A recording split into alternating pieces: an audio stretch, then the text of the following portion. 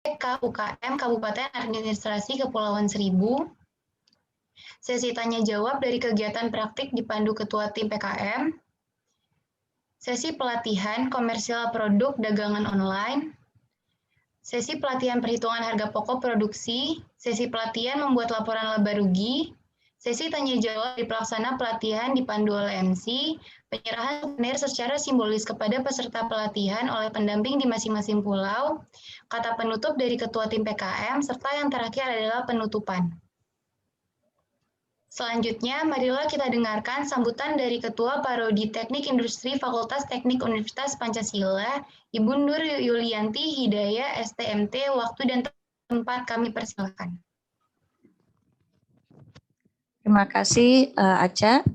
Assalamualaikum warahmatullahi wabarakatuh. Waalaikumsalam warahmatullahi wabarakatuh. Bapak Ibu yang terhormat, Bapak Syarifuddin selaku Kasih PPKU Kasih ya Pak ya, Suku Dinas Perindustrian Perdagangan Koperasi Usaha Kecil dan Menengah Kabupaten Administrasi Kepulauan Seribu. Kemudian Ibu Tuti Wahyuni selaku pelatih dari pembuatan sabun, kemudian Ibu Reni selaku ketua tim, Ibu Kirana, kemudian Bapak Ibu pendamping dari Sudin, dan juga Bapak Ibu sekalian peserta acara PKM ini. Alhamdulillah kita sudah melaksanakan kegiatan praktek tadi pagi. Mudah-mudahan kuenya enak dan sukses ya Ibu-ibu, dan semoga juga sabunnya juga bisa sukses juga jadinya. Dan insya Allah kami sangat berharap sekali apa yang sudah kami tawarkan untuk diversifikasi produk dari rumput laut bisa bermanfaat bagi masyarakat di Kepulauan Seribu. Demikian kata sambutan dari kami. Terima kasih banyak kepada para ibu-ibu yang sudah bersedia untuk meluangkan waktunya untuk acara kegiatan ini. Terima kasih Pak Syarifuddin. Assalamualaikum warahmatullahi wabarakatuh. Waalaikumsalam warahmatullahi wabarakatuh.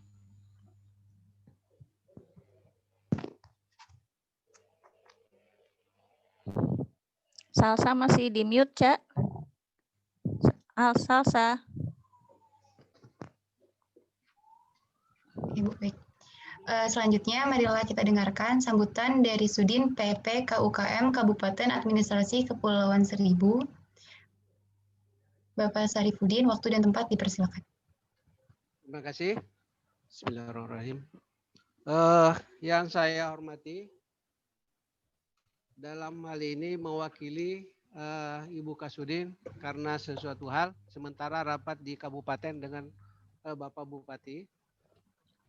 Yang terhormat Ibu Derliana M. Sagala SE, Kepala Suku Dinas Perindustrian Perdagangan Koperasi Usaha Kecil dan Menengah Kabupaten Administrasi Kepulauan Seribu. Yang terhormat Ibu Tuti Wahyuni MSI, selaku peneliti media Balai Besar Riset Pengolahan Produk dan Bioteknologi Kelautan dan Perikanan KPKP. Yang terhormat Ibu Reni Reswati ST MSI, selaku Ketua Tim Program Kemitraan Masyarakat Bidang Fokus Riset Kemaritiman Universitas Pancasila.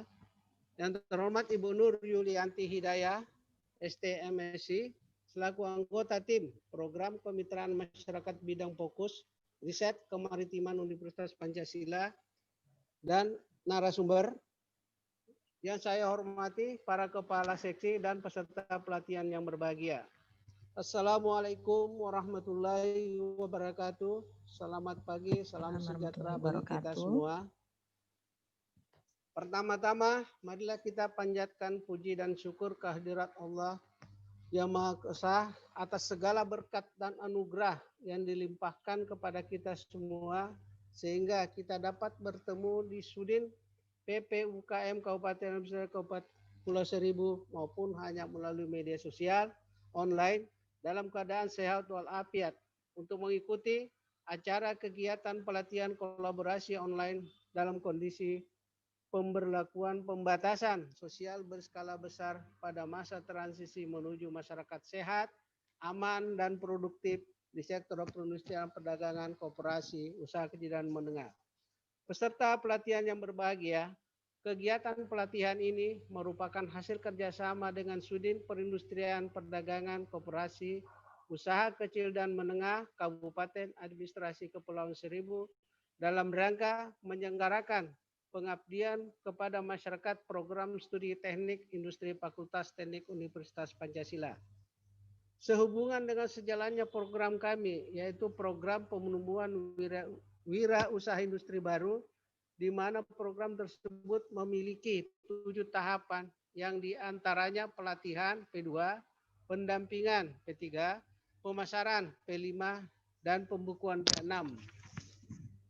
Maka dengan ini, saya selaku Kasudin atas nama Kasudin Perindustrian, Perdagangan, Koperasi, Usaha Kecil dan Menengah Kabupaten Administrasi Kepulauan Seribu mengucapkan terima kasih kepada Universitas Pancasila yang akan memberikan fasilitas pelatihan pengolahan rumput laut menjadi produk pangan dan non-pangan, serta memberikan pengetahuan lewat webinar mengenai keterampilan desain kemasan produk, pemasaran produk, dan membuat laporan keuangan kepada para peserta jackpreneur yang berada di lokasi Pulau Pari, Pulau Tidung, Pulau Panggang, dan Pulau Kelapa. Kami berharap dengan adanya kegiatan kolaborasi ini dapat menciptakan wirausaha industri baru dan meningkatkan nilai jual produk olahan rumput laut di Kabupaten Pulau Seribu. Demikian saya sampaikan, atas perhatiannya diucapkan terima kasih. Wassalamualaikum warahmatullahi wabarakatuh. Atas nama Kepala Suku Dinas Perindustrian, Perdagangan, Koperasi, Usaha Kecil dan Menengah Kabupaten Administrasi Kepulauan Seribu, Derliana M. Sagala SCMSC. Demikian.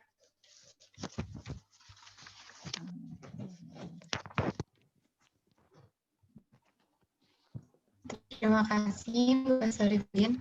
Selanjutnya, nama kegiatan pada hari ini yaitu pengabdian kepada masyarakat, pemberdayaan perempuan dan keluarga melalui diversifikasi produk rumput laut untuk menunjang industri pariwisata di Kepulauan Seribu dengan mitra Suku Dinas Perindustrian, Perdagangan, Koperasi, Usaha Kecil dan Menengah PPKUKM Kabupaten Administrasi Kepulauan Seribu. Selanjutnya, langsung saja sesi tanya jawab dari kegiatan praktik dipandu oleh Ketua Tim PKM, Ibu Reni Reswati, ST MSI. Waktu dan tempat dipersilakan, Bu.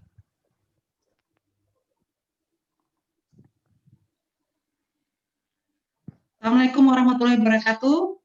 Waalaikumsalam warahmatullahi wabarakatuh.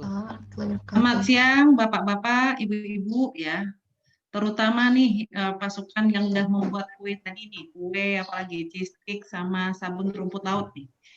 Sekarang saya ingin ada gambaran bagaimana sih praktek tadi ya. Kira-kira ada masalah nggak dengan?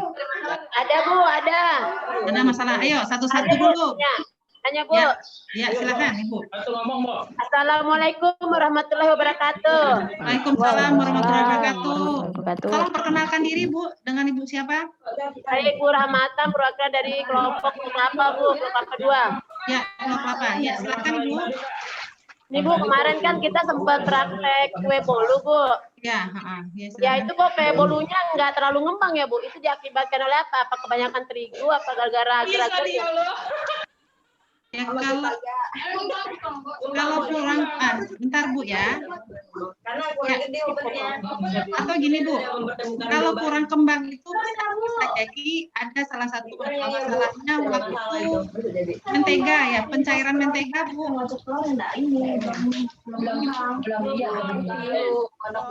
Halo. Maaf, bisa di mute gak suaranya? Boleh, boleh. Yang enggak. Ya, satu aja. Nah, gantian ya Bu ya, kita ngomong ya. Sekarang giliran saya ngomong ya Bu ya. Kalau tidak kembang itu bisa jadi ada masalah di telur. Bisa jadi telurnya itu mungkin pernah dicuci atau disimpan di kulkas ya. Kalau pingin kembang, telur itu carilah telur yang masih baru ya, mekar ya. Kalau kue itu pingin mekar, carilah telur yang baru. Yang kedua, waktu menteganya itu dilelehkan dulu. Kalau udah dingin baru kita masukin ya. Jangan mentega itu kita lelehkan, masih panas, kita aduk, campurkan ke adonan. Bisa jadi salah satu masalahnya seperti itu, Bu. Ini masalahnya rumput lautnya lagi nih, Bu. Mohon maaf ya. Ya. Ibu, bubur rumput lautnya kemarin kami keenceran, Bu. Baru lama ngaduknya. Itu dia diakibatkan apa, Bu? Ya bisa jadi masalah rumput lautnya itu terlalu. Ya bisa jadi masalahnya itu di rumput lautnya itu, Bu. Iya, Bu, tapi kita udah ikutin dengan prosedur yang ada, takarannya semuanya itu sampai lebih dari 1 jam loh, Bu, kita ngaduknya sampai baru keras. Oh iya? Berkental maksudnya. Seingat saya waktu mau kita mixer sekitar 15 menit udah mekar kok, Bu. Nggak perlu 1 jam. Itu kan di situ kan ada sampai 30 menit ya, Bu. Ya, tapi kita lebih dari 30 menit masih kurang kental, Bu. Padahal ukurannya sama. Atau gini, waktu kita mixer itu ada yang basah nggak? Pastikan basah air. Kena air nggak? Enggak, Bu. Enggak ada kan emang agar-agarnya rumput lautnya kita pakein air, Bu. Bukan, maksud saya tempat waktu memixernya itu pastikan dulu udah kering, Bu. Enggak, Bu. Alhamdulillah kering, Bu. Kering. Kalau telurnya baru nggak? Telurnya, telurnya baru, Bu. Baru. Bagus. Gimana kalau coba lagi kalau yang dimasukin kuning aja? Putihnya kita coba ntar, Bu, ya. Putihnya kita coba. Bisa jadi. Ntar saya bisa minta lah, Bu, nomor teleponnya Ibu ya. Ntar kalau misalnya masih kurang, ntar saya telepon Ibu langsung. Kadang-kadang gini loh, Bu, kalau masak kue itu belum tentu sekali kita coba jadi ya. Nah, bisa jadi nanti kalau kita sering berlatih, nanti akan ketahuan, oh kita ini nggak mekarnya gara-gara bisa jadi telurnya, bisa jadi masalah menteganya, Bu. Pas pelelehan mentega ya. Pelelehan mentega itu mungkin, ya saya nggak tahu pasti prakteknya di sana seperti apa, mungkin waktu dimasukkan ke adonan masih kondisi panas. Waktu tadi gimana, Bu? Kenapa, Bu? Mentega yang dilelehkan itu loh. Menteganya dicairin, baru masukinnya waktu dingin, Bu. Udah dingin, udah dingin. Masukin. Ya, nanti. Kami takutnya di salahnya itu di agar-agarnya, Bu. Oh gitu. Ya, soalnya kan agar-agarnya itu kita proses bikin buburnya agak lama, Bu. Nah, kalau saya kemarin tuh buat buburnya sebentar, kok nggak gitu lama. Paling sekitar, yang penting udah kayak bubur udah. Oh, itu Bu kira-kira kalau misalnya rumput lautnya nggak tanpa kita blender, langsung kita masak aja itu bisa nggak, Bu? Ya takutnya ada serat-seratnya masih kasar kali ya, Bu ya. Oh, takutnya. Oh, nggak meleleh, Bu ya, nggak mencair gitu, Bu. Kan idealnya itu harus di blender dulu ya, jadi nyatu semua sama air, ya baru nanti udah kayak bubur biasa ya. Takutnya nanti ada serat-seratnya, Bu. Kalau nggak diitin dulu. Tapi alhamdulillah sih, Bu. Alhamdulillah semuanya pas, cuman kurang mekar aja, Bu. Oh gitu. Kurang ngembang begitu, Bu. Kurang mekar ya. Bisa jadi gara-gara itunya, gara-gara rumput lautnya, Bu. Oh iya, Bu. Ini Bu, kita alhamdulillah juga nih, Bu, udah bikin sabunnya nih, Bu. Sabun, berhasil sabunnya, Bu, udah bisa dijual. Alhamdulillah, Bu. Kuenya kurang berhasil, sabunnya berhasil, Bu. Oh iya. Mungkin harus sering latihan kayaknya, Bu. Ya, insya Allah, Bu, kita kembangin, Bu. Ntar kita bikin ya, Bu, ya, baru Ibu beli ya. Iya. Ya, Bu, nih alhamdulillah, Bu, jadi, Bu. Ini sampai sebulan ya, Bu, baru dipakai ya, Bu. Ya, baru bisa dipakai ya. Kalau misalnya kita lupa, Bu, hilap gitu kita pakai. Kena dia apa, Bu, akibatnya, Bu? Kalau kita lupa, Bu. Misalnya belum waktunya sebulan kita pakai. Itu ntar diakibatkan oleh apa, Bu? Muka kita tambah cantik apa hancur nih? Ini loh, Bu, ya. Kadang-kadang itu kan butuh waktu juga ya. Bisa jadi kalau kulit yang sensitif itu akan berpengaruh. Tapi kalau kulitnya yang biasa mungkin enggak. Oh, khawatirnya tuh kulit yang sensitif, Bu, ya. Kadang-kadang ada orang yang sensitif karena kan tadi ada kandungan bahan kimia tertentu ya. Ya mungkin dia belum siap untuk itu ya.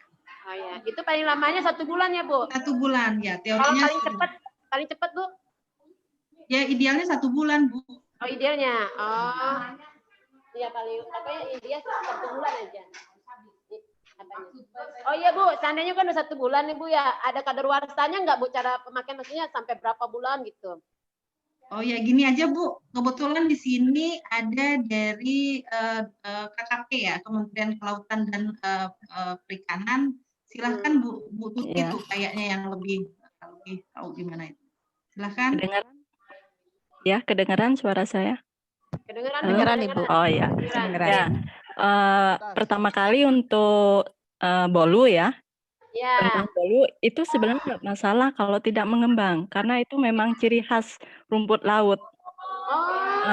Jadi ada nggak masalah, itu ciri khasnya, nggak apa-apa Ibu pede aja. Memang karena tekstur rumput laut itu membuat bolu lebih lembut. Oh, lebih padat ya Bu ya? Iya, lebih padat seperti Iya. brownies jadinya nanti. Iya, benar. Iya, sip. Iya. Terus jadi Sabun, nggak Bu, masalah, sabun. nggak Iya, masalah betul. ya Iya, rumput sip. cake rumput lautnya. Terus untuk sabun, itu memang 1 bulan sebenarnya bisa sampai 3 bulan pun masih dibutuhkan untuk proses pengerasan itu. Karena apa? Untuk kulit sensitif masih merasakan panasnya NaOH, tapi untuk kulit yang tidak sensitif nggak apa-apa sih, nggak masalah. Tapi untuk 1 bulan sih kira-kira udah cukup. Lebih bagusnya lagi 3 bulan. Itu Ya, udah Bu, paling betul. cepat itu 1 bulan ya. Oh, paling cepat 1 bulan, paling lama 3 Iya. bulan ya Bu? Iya, terus untuk ketahanannya sampai Iya. berapa lama? Sampai 2 tahun bisa. Makin lama nggak apa-apa, nggak masalah. Dia nggak malah makin menjadi makin lama itu, makin lebih Makin bagus ya Bu, makin iya, lama? makin ke kulit makin lebih lembab, lembut gitu, nggak masalah. Jadi itu bisa nggak Bu dipakai buat anak baby Bu, anak kecil gitu? Malah bagus. Bagus Bu? Untuk anak-anak kan dia memang untuk kalau sabun seperti pabrikan itu kan mengandung deterjen. Itu Iya. untuk kulit bayi ya kasihan kulit bayi kena deterjen. Lebih bagus lagi itu sabun rumput laut, nggak masalah. Oh iya. Kalau dipakai di muka juga nggak apa-apa Bu? Nggak apa-apa. Saya juga pakai tiap hari. Oh, sih, pantas aja Ibu cantik. Wah, mantap. Tiap hari pakai aja Ya, sabunnya. Bu, ya. Insya Allah Bu, makasih banyak ya Bu Iya, atas jawabannya. sama-sama. Terima kasih Bu. Assalamualaikum. Waalaikumsalam. Gantian Bu, nanya Bu. Ya, silakan yang mau nanya. Mbak nanya Bu. Saya batasin tiga penanya aja ya. Oke Bu. Oke, silakan. Muka Bu, mau tanya Bu. Ya, silakan. Assalamualaikum warahmatullahi wabarakatuh. Waalaikumsalam warahmatullahi wabarakatuh. Bu, saya mau tanya, tadi kan bikin bolu udah sesuai ukurannya, tapi bolunya mengembang sih, cuman di ini temperatur ukuran suhunya itu nggak ada di resep. Berapa kira-kiranya bagusnya itu Bu? Mbak Reni apa saya yang mau jawab? Silakan Bu Tuti. Oh iya, untuk masalah temperatur itu tergantung ini ya, oven. Iya, tergantung oven. Kalau saya pakai Kirin, kayaknya kemarin ovennya Kirin ya? Iya, ovennya Kirin. Cuma 30 menit kurang Bu. 30 menit kurang, jadi agak lama pemanggangan. Saya temperatur paling dipanasin dulu kan ovennya. Itu Pakai pemanggangan yang ini paling bawah. Bawah dulu. Bawah dulu sampai 250 kalau nggak salah saya. Oh, itu cuma 180 tadi. Berapa? 180. Oh, kurang 200-an lebih. Iya. Dia tadi 2 kali panggang, Bu. Iya, karena kenapa saya tidak cantumkan? Karena itu tergantung oven. Oh. Iya. Nah, itu iya. Karena setiap oven itu beda-beda. Udah habis, Bu, mengembang sih. Gimana? Enak nggak? Maaf, udah habis bolunya. Ini yang ada sistiknya yang baru jadi. Iya. Baru jadi Gimana? sistiknya. Kalau cistik ada ini nggak, kendala nggak cistik? Nggak ada. Dan cistiknya itu punya punya khas sendiri juga kalau dari rumput laut. Tidak gampang pecah kan? Iya, Ya, bagus nih. itu. Iya, karena si rumput laut itu mengikat minyak dan air. Jadi dia tidak gampang pecah. Ya. Iya. Ada pertanyaan lagi? Halo, ada pertanyaan lagi? Oke. Halo, masih ada pertanyaan enggak ya? Saya masih buka satu pertanyaan lagi, mungkin di Pulau Tidung nih belum nih, Pulau Tidung. Tidung. Halo Pulau Tidung. Halo Pulau Tidung. Halo, Pulau Tidung malah paling dekat loh. Jaringannya agak susah ya? Jaringannya agak susah kayaknya ini Bu Putri ya. Hadir Pulau Tidung, hadir Bu. Oh, Ya. bagus. Ini mau bisa dimakan gitu. Ayo, gimana nih Pulau Tidung? Ada masalah nggak dengan praktek? Ada pertanyaan nggak? Ada Bu, ada yang mau tanya Bu? Ya silakan. Kita kan belum pernah menggunakan open listrik. Jadi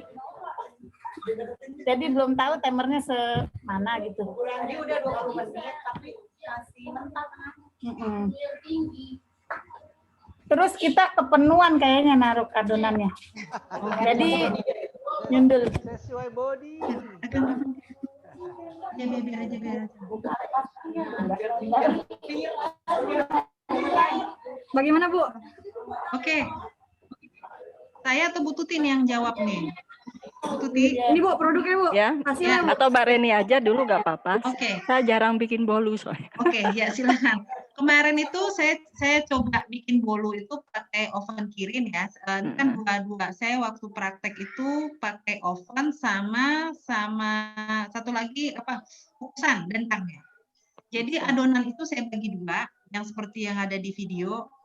Kalau satu tuh kayaknya kepenuhan, makanya saya bagi dua. Saya bagi dua.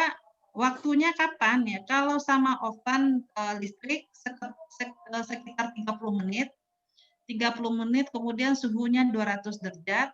Tapi kalau yang di dandang itu sekitar hampir sama waktunya, kemudian saya tes dengan tusuk gigi ya. Kalau misalnya udah nggak ada yang lengket di tusukan gigi, berarti itu udah matang ya.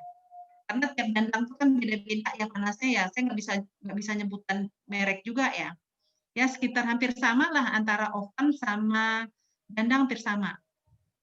Jadi adonannya memang saya bagi dua waktu itu.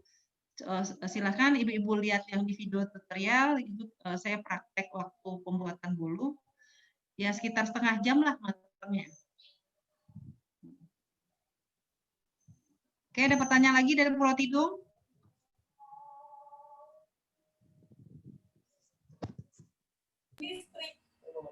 Baik Bu, terima kasih Bu.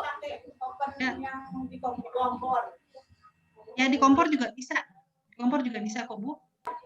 Biasanya pakai kompor. Ya, pakai kompor bisa juga sekitar setengah jam. Caranya 30 menit Bu. Caranya kalau 30 menit kita ngetes udah matang atau belum pakai lidi atau tusuk gigi. Kita tusuk. Kalau misalnya tusukan itu udah kering, berarti itu udah matang. Tapi kalau misalnya ada adonan yang masih lengket, berarti itu belum matang. Ya, kan kita kalau listrik kan saya nggak bisa janji juga ya apakah apinya rata atau enggak ya. Ya, kalau oven biasanya kan relatif lebih rata ya, dan saya bisa timernya 30 menit matang. Ovennya sama kok, apa yang saya praktekkan dengan yang di Pulau sama ovennya. Ya, terima kasih.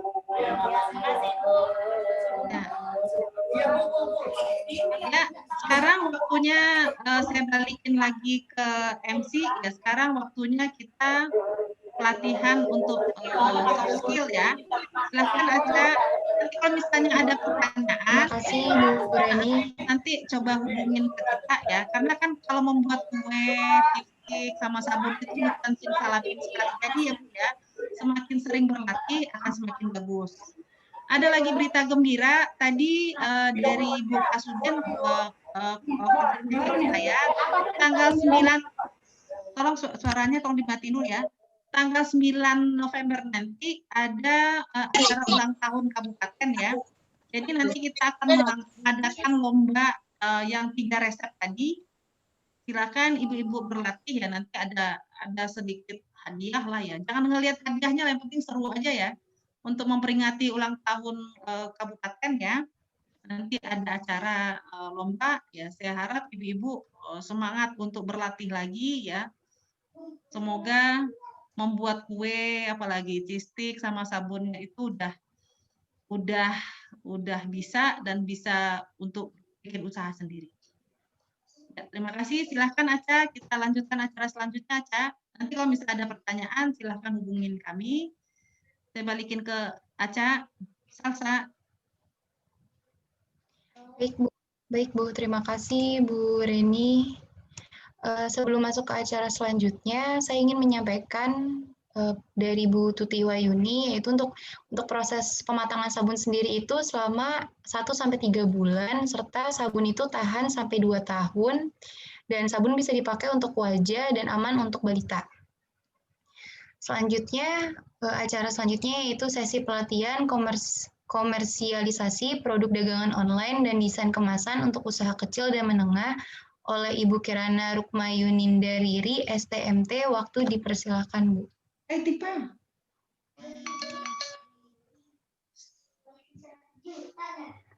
Ya, Assalamualaikum warahmatullahi wabarakatuh. Selamat siang Ibu-ibu, Bapak sekalian juga. Terima kasih sudah berkenan untuk mengikuti pelatihan dari kami.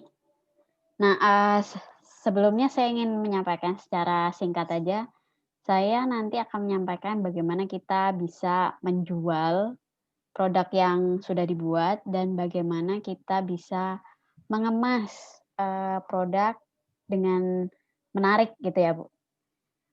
Nah, baik, saya mulai aja untuk bagaimana kita bisa menjual produk olahan rumput laut kita supaya bisa sampai keluar Pulau Seribu. Alhamdulillah kalau bisa sampai diekspor gitulah ya. Nah, sebentar.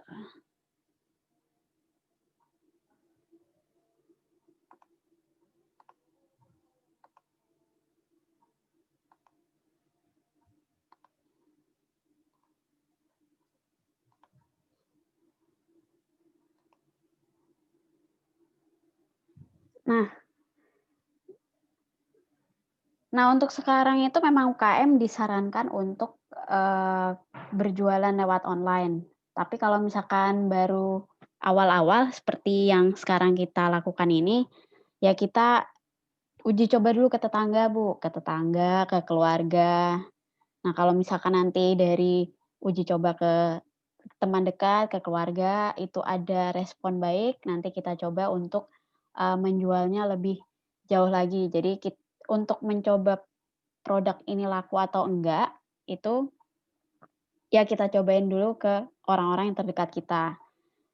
Jangan langsung bikin banyak dulu karena nanti kan nggak tahu yang mau beli itu seleranya seperti apa. Nah, bagusnya nanti produk olahan rumput laut itu nanti disesuaikan sama pengennya yang beli itu seperti apa gitu. Nah, di sini UKM online ini udah banyak, Bu. Jadi memang sudah banyak ya di sini kayak UKM kulit, pembuatan produk-produk kulit, jadi dari jaket, tas, seperti itu. Terus yang untuk makanan itu juga banyak. Justru kayak usaha-usaha seperti Bolu, yang usaha rumahan tadinya itu besarnya karena lewat online ini jualannya gitu. Jadi kalau ibu-ibu sekalian nanti bisa berjualan produk yang sudah dihasilkan secara online itu insya Allah akan membuka peluang untuk bisa berkembang lagi menjadi bisnis yang lebih baik gitu. Nah, gimana caranya supaya bisa dijual, Bu? Nah, kalau ibu-ibu sekalian punya anak yang sudah SMP atau SMA ke atas gitu, biasanya mereka punya aplikasi, atau kalau misalkan mereka pegang handphone, minimal mereka punya medsos lah. Media sosial kayak Facebook, Instagram, seperti itu. Nah, di sini saya perkenalkan dulu, selain sosial media itu ada toko online, Bu. Kalau nama lainnya itu marketplace. Nah, di sini ada yang namanya Tokopedia, Bukalapak, OLX, Bineka, Shopee, Carousel. Nah, kebetulan saya sendiri itu mulai berjualan di Carousel ini. Jadi saya juga sedikit-sedikit ada jualan lah ya. Gimana caranya untuk menambah sop nasi gitu lah, Bu. Nah, untuk pendaftaran di marketplace atau di tempat toko online ini, itu tidak diperlukan biaya. Jadi memang gratis. Jadi toko online ini sangat membuka peluang bagi ibu-ibu sekalian kalau misalkan nggak punya toko. Kalau kita sewa kios mahal gitu ya. Tapi lewat toko online yang bisa dipercaya, itu ibu-ibu sudah bisa memasarkan produk dengan mudah untuk keluar Pulau Tidung misalnya. Nah, untuk toko online sendiri, nggak semuanya toko online itu baik gitu ya. Istilahnya kalau kita jualan di pasar, itu biasanya kios-kios yang di lantai bawah itu lebih bagus untuk berjualan, karena misalkan karena di bawah itu nggak perlu orang untuk naik ke atas, mereka langsung lihat. Nah, di sini juga toko online di sini ada beberapa toko online yang bagus, ada yang kurang menarik peminat. Jadi kalau kalau yang sekarang ini yang sedang booming itu seperti Shopee, Carousel, Tokopedia, Lazada, itu cukup menarik untuk bisa dicoba. Bisa coba untuk ibu-ibu sekalian bisa berjualan online. Kalau eBay sendiri ini masih belum familiar di Indonesia. Ya karena masih belum banyak ya yang menggunakan eBay ini. Nah, ini saya beri contoh satu cerita sukses dari Batik Knit Knot. Nah, Batik Knit Knot ini tadinya itu usaha rumah, usaha keluarga gitu lah ya, Bu. Dia mulai dari nol, kemudian dia menjual di Tokopedia. Jadi dia bermitra dengan Tokopedia. Ternyata respon dari pembelinya itu cukup baik gitu. Nah, di Tokopedia sendiri itu menyediakan seperti fasilitas untuk penjual, kalau mereka memang bagus, itu diberikan tanda star seller. Star seller itu jadi untuk toko-toko yang direkomendasikan. Itu dilakukan oleh Tokopedia. Di Shopee juga ada, di Lazada juga ada sebenarnya. Nah, sama juga sama produk cireng. Cireng Rumah Aci ini dari Depok. Jadi ini awal muasal bagaimana cireng bisa dijual di pasaran sampai masuk ke hypermart atau supermarket gitu. Ini awalnya juga dari toko online. Nah, ya kalau dilihat dari keuntungan jualan di toko online ini, jelas kita nggak perlu bayar sewa kios. Sewa kios nggak perlu. Nah, tapi kalau misalkan kita nggak hati-hati, tidak hati-hati dalam ada penjual yang ada pembeli yang kurang baik juga, jadi itu harus diperhatikan juga. Nah, itu nanti kita bisa ketipu gitu. Sama halnya kayak kalau kita jual di kios. Kalau jual di kios kita hadap-hadapan gitu ya, Bu, bisa saling melihat gitu. Tapi kalau di toko online ini kita hanya via chatting atau pesan elektronik gitu. Nah, bagaimana supaya kita terhindar dari penipuan? Nah, itu si pembeli ini biasanya juga diberi penilaian oleh si toko online. Nah, Bapak Ibu nanti bisa melihat apakah si pembeli ini juga orang yang baik atau enggak. Gitu. Nah, kalau misalkan ibu-ibu sekalian nggak mau masuk ke sosial media karena mungkin ribet daftarnya, itu bisa minta tolong ke anaknya, atau kalau ibu-ibu sekalian punya media sosial, ya bisa dijual aja langsung ke media sosial kayak Facebook, Instagram, Twitter, seperti itu. Yang sudah familiar pasti Facebook ya. Untuk di Facebook sendiri ini sebenarnya nanti ada fasilitas untuk promosi, tapi harus menambah biaya. Cuman itu tidak saya sarankan kalau misalkan produknya masih baru. Karena untuk fasilitas promosi berbayar ini dilakukan kalau memang sudah tahu sasaran pelanggannya siapa. Jadi supaya nggak rugi gitulah.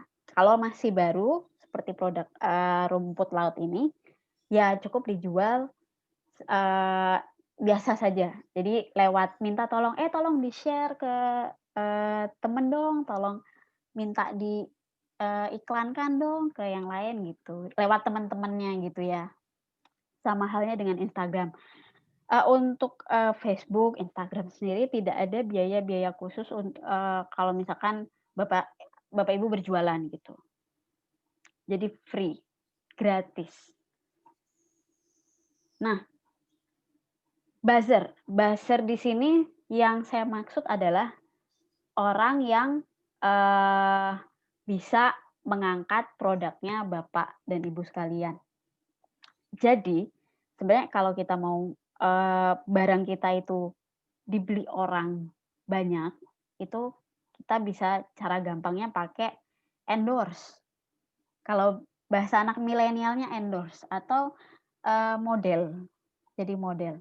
Di sini endorse itu biasanya mereka orang yang sangat berpengaruh di dunia sosial media atau di dunia iklan, entertainment gitu. Semakin orangnya terkenal, itu dia biasanya minta biaya untuk mengiklankan produk Bapak dan Ibu itu lebih banyak lagi, lebih mahal lagi maksudnya gitu. Jadi contohnya misalkan saya minta tolong ke Desi Ratnasari untuk menjualkan produk saya. Nah, itu namanya buzzer atau endorse. Atau kita memakai jasa model gitu. Ini bagus dilakukan untuk produk baru juga nggak masalah, tapi sekali lagi melihat ketersediaan dana atau modal. Nah, kalau misalkan memang dananya nggak ada, ya tidak perlu memakai buzzer, tapi cukup memakai kalau istilah Jawanya itu getok tular dari rekan-rekan sedekat atau keluarga gitu.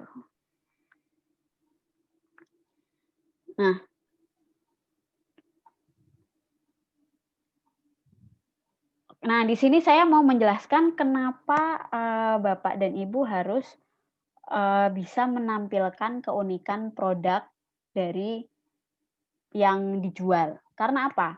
Mungkin produk rumput laut yang ada di Tokopedia, Shopee, Lazada itu sudah banyak. Tapi kalau misalkan Bapak dan Ibu bisa istilahnya mempromosikan, ya kita perlu berkata bahwa produk kita ini nomor 1 gitu kalau jualan. Jadi supaya orang itu ingin membeli. Nah, itu caranya adalah kita tidak harus berbohong, tapi kita memang harus menunjukkan apa kelebihan-kelebihan dari produk kita gitu. Dan itu sangat disarankan kalau berjualan di toko online, karena orang kan cuma melihat produk, tidak memegang. Nah, itu harus ada di ini deskripsi produk. Ini produknya itu kelebihannya apa aja gitu. Nah, untuk meningkatkan keunikan ini bisa juga misalkan yang beli minta untuk memberi review.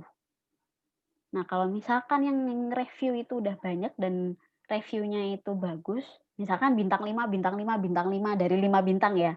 Dari 5 bintang penilaiannya 5. Nah, itu biasanya akan meningkatkan penjualan Bapak dan Ibu sekalian di toko online. Nah, satu lagi, misalkan Bapak Ibu sekalian nanti sudah berhasil menjual volume produk yang cukup tinggi. Penjualannya banyak lah intinya. Nah, itu akan lebih baik kalau misalkan nanti ada program-program misalkan jual grosir, harganya lebih rendah gitu ya. Ada paket grosir, ada paket satuan. Gitu. Itu kita harus punya teknik marketing yang khusus. Jadi gimana membedakan harga produk Bapak dan Ibu sekalian dibanding produk yang lainnya.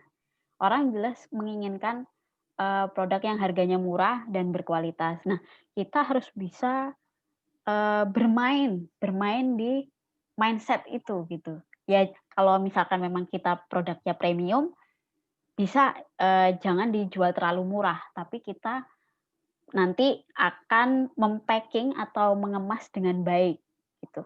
Nah, ini nanti juga saya jelaskan juga. Atau kalau misalkan memang Bapak dan Ibu nanti sudah bisa memproduksi dalam jumlah yang banyak, itu akan mempermurah harga produksinya kan murah. Nah, dijualnya itu bisa lebih murah gitu. Jadi kalau bikin banyak, harganya bisa lebih murah. Tapi lihat dulu juga antusiasme di pembeli. Nah, ini. Nah, untuk gimana aturan supaya orang itu tetap mau kembali ke toko online-nya Bapak dan Ibu. Nah, kalau misalkan peralatan bahan produksi itu ya, itu memang harus Bapak Ibu sendiri yang jago untuk mencari harga yang paling murah ya. Sedangkan kalau misalkan kita itu memberikan respon kepada pembeli, itu memang harus segera dan harus dengan sabar. Karena saya juga jualan, itu ada yang sukanya nanya-nanya terus gitu. Ya sebenarnya itu agak membuang waktu, apalagi habis nanya terus hilang, nggak jadi beli. Nah itu Bapak Ibu harus sabar, karena pembeli memang ya mau tahu informasi lebih dalam dulu mengenai produknya ya. Nah untuk mempermudah itu lebih baik Bapak dan Ibu menuliskan produk, deskripsi produk dengan detail di lapak jualannya. Jadi kalau misalkan ada orang bertanya, ya Bapak dan Ibu bisa menjelaskan, silakan membaca deskripsi produk gitu. Itu wajib untuk diisi. Karena di situ juga cara untuk mendapatkan kepercayaan konsumen untuk beli di toko online. Nah, nggak berhenti sampai di situ ya. Misalkan kalau misalkan pembeli ini sudah tertarik dan membayar, ya Bapak Ibu harus segera mengirimkan barang, mengemas untuk ekspedisi dengan rapi. Jadi jangan sampai nanti barangnya itu kita mengemasnya jelek, terus waktu pengiriman rusak. Kan kita tahu kalau sabun itu tidak boleh terkena panas. Kita nggak tahu di JNE atau di tukang ekspedisinya diapakan kan. Nah ya Bapak dan Ibu sekalian itu harus berusaha untuk mengemas si sabun ini gimana caranya kalau misalkan cuacanya nggak terlalu bagus atau terkena sinar matahari itu tetap terlindung gitu. Ya entah di packing dengan kardus, terus diberi pelindung lagi. Nah itu juga penting untuk diperhatikan gitu. Nah, selain itu ya promo di sini penting juga, terutama untuk pelanggan yang loyal. Yang loyal itu maksudnya ya dia sering beli ke toko kita. Itu wajib. Nah, saya sendiri kalau sama pelanggan saya yang suka beli di saya sering memberikan diskon. Dan saya juga sering memberikan misalkan servis gratis. Asal mereka mau mengirimkan barangnya ke saya. Nanti saya kirim balik ke orangnya gitu. Itu servis gratis dari saya yang saya tidak tuliskan di deskripsi produk karena saya sangat menghargai pelanggan saya yang loyal. Nah, ini kalau makanan bisa dijual di GoFood. Tapi kalau GoFood sendiri ini memang dia ada seleksi khusus ya untuk makanan-makanan yang mau masuk di katalog GoFood-nya. Dan ini lebih kompleks menurut saya dibanding kita berjualan via Shopee atau Lazada. Gitu.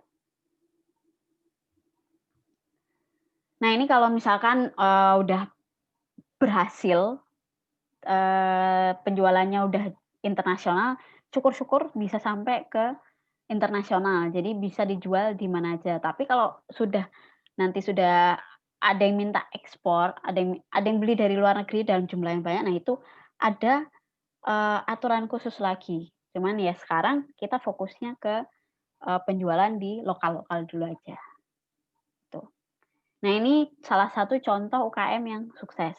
Jadi dia menjual furniture lewat Alibaba. Nah, Alibaba sendiri ini sebenarnya punya Cina. Base-nya ada di Cina. Untuk masuk ke Alibaba itu memang perlu seleksi yang ketat juga. Jadi nggak semua UKM masuk ke Alibaba sih sebetulnya. UKM-UKM yang sekarang itu lebih banyak masuk ke Shopee, ke Lazada, Tokopedia, dan sejenisnya. Tuh. Nah, ini juga. Nah, kemudian saya masuk ke pengepakan ya.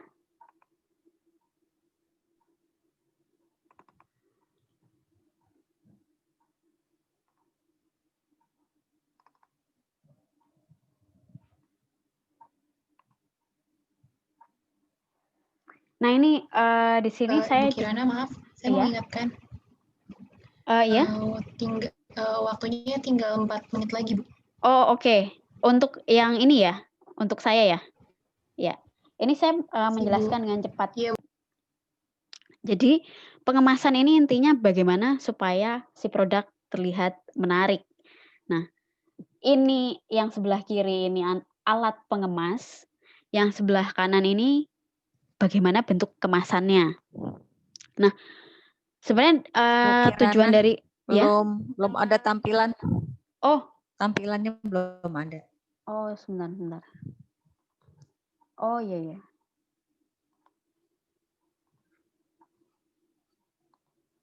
Udah tampak?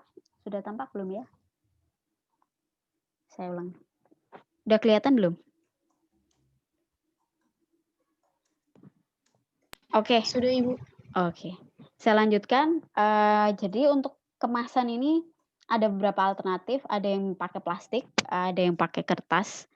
Dan ini alat kemasnya. Jadi kalau yang sederhana ya kita biasanya pakai yang mesin ini ya, yang paling sederhana ini yang saya tunjuk ini. Nah, kemasan ini juga harus dimasukkan ke biaya pembuatan. Jadi jangan sampai nanti pengemasan itu nggak dimasukkan ke biaya pembuatan, supaya kita nggak rugi gitu. Nah, kemasan ini juga sebagai suatu identitas. Kalau produk rumput laut ini sebenarnya dasarnya sudah bagus. Kalau dikemas lebih bagus lagi, itu akan lebih bagus. Kalau kemasan bagus, itu harganya bisa mahal. Nah, bagaimana mengemas dengan bagus? Untuk awal produk itu biasanya menggunakan stiker sederhana. Kalau stiker murah. Nah, kalau udah produknya nanti sudah terjual banyak dan kira-kira pembelinya nanti sampai keluar daerah atau keluar kota gitu, itu kemasannya bisa diperbagus lagi dengan mencetak kemasan ya. Jadi nggak pakai stiker lagi. Nah, ini contohnya. Jadi sebelumnya itu pakai stiker seperti ini, sesudahnya itu didesain kemasannya. Nah, desain kemasan ini bisa diperbagus lagi dengan kita mencoba, kalau kita nggak bisa desain sendiri, kita menyewa orang untuk mengemas, untuk mendesain kemasan. Nah, ini yang harus diperhatikan dalam pengemasan itu juga estetika. Ya kita nggak mau kalau barang yang sebenarnya nilainya sama, tapi yang satu kemasannya bagus, yang satu kemasannya meleot-meleot. Pasti kita akan cari kemasan yang lebih bagus. Nah, estetika ini juga mempengaruhi daya jual. Jadi ini harus diperhatikan oleh Bapak dan Ibu. Nah, kemasan ini juga perlu mempertimbangkan siapa yang akan kita sasar atau siapa sih pembeli yang paling banyak gitu. Kalau pembelinya ibu-ibu sama anak-anak atau bapak-bapak sama anak-anak itu akan berbeda. Berbeda dari desainnya.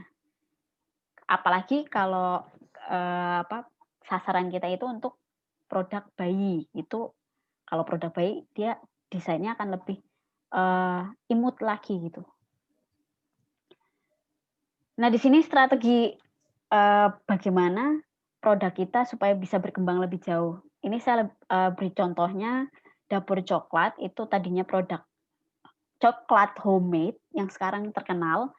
Nah, ini saya contohkan di sini aja. Nanti mungkin bisa dipelajari lagi atau bisa tanyakan lebih lanjut. Nah, komponen desain ini isinya apa aja? Nah, ini di sini ada merek, nama produk, deskripsi, foto, sama produsen. Ini wajib ada di keterangan label.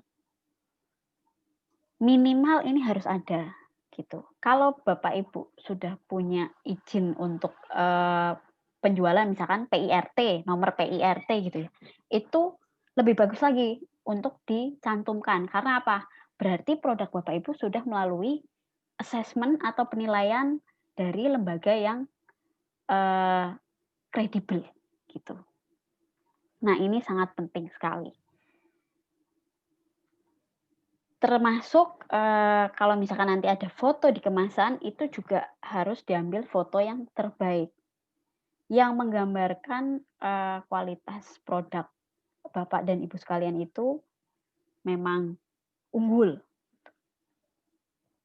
Ya, kalau sekarang memang banyak jasa untuk mengedit makanan atau produk gitu. Itu ada jasanya sendiri lagi.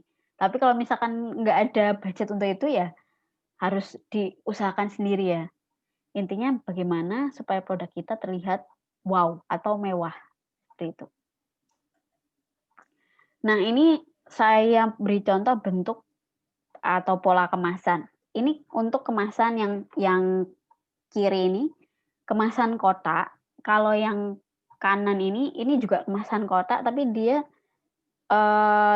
bentuknya kayak kotak obat gitu ya. Kalau yang kiri ini dia biasanya untuk makanan-makanan yang dilem semuanya gitu. Jadi ini untuk makanan, yang ini untuk misalkan obat-obatan. Ini mencetaknya bentuknya sudah seperti itu. Jadi nanti kalau misalkan Bapak Ibu meminta mencetak kemasan seperti ini ya jadinya akan seperti ini waktu dikirim ke Bapak dan Ibu. Nah, ini teknologi pencetakannya. Ya nanti bisa dilihat lagi. Yang sering dipakai ini cetak offset. Ya, jadi cetak offset ini untuk kemasan itu cukup murah harganya. Jadi saya lebih menyarankan untuk menggunakan cetak offset. Kalau awal-awal saya lebih menyarankan lagi mendingan stiker aja, murah. Gitu. Nah, ini contoh desain kemasannya. Tuh. Ya, mungkin sekian saja dari saya. Silahkan kalau ada pertanyaan atau mungkin dilanjut dulu ke pelatihan selanjutnya. Saya serahkan lagi ke MC ya.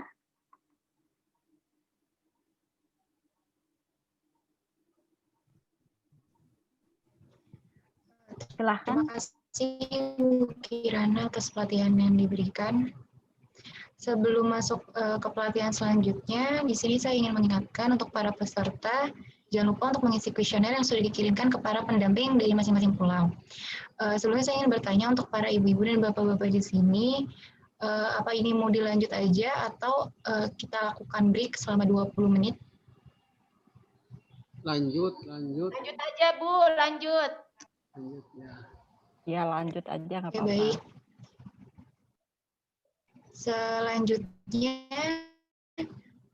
marilah kita ikuti sesi pelatihan perhitungan harga pokok produksi yang akan disampaikan oleh Ibu Nur Yulianti Hidayah STMT. Waktu dan tempat dipersilakan, Bu. Terima kasih, Aca. Assalamualaikum warahmatullahi wabarakatuh.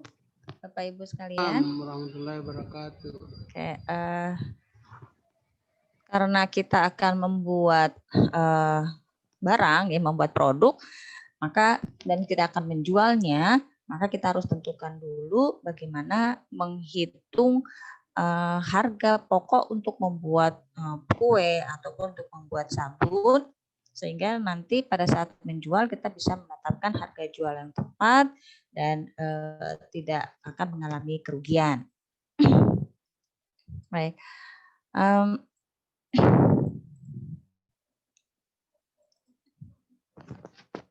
Oke, saya akan langsung mulai dengan perhitungan harga pokok.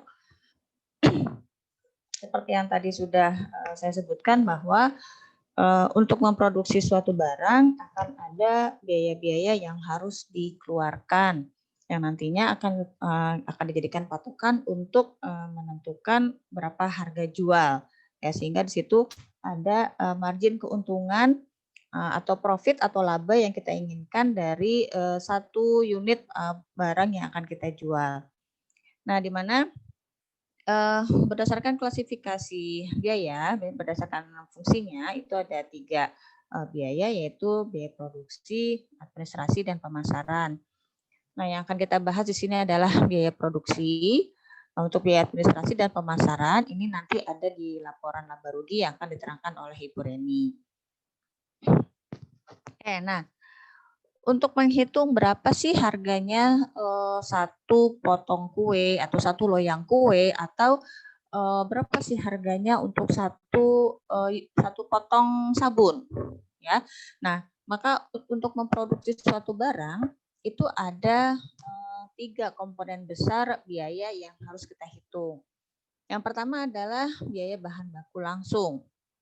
Nah, definisi dari biaya bahan baku langsung adalah bahan yang akan menjadi bagian barang yang diproduksi, ya, di mana di dalamnya termasuk adalah pembelian bahan baku dan juga ongkos angkut pembelian bahan baku. Jadi kalau Bapak Ibu ingin membuat kue, maka bahan baku langsungnya adalah tepung terigu, gula, telur, kemudian rumput laut, ya.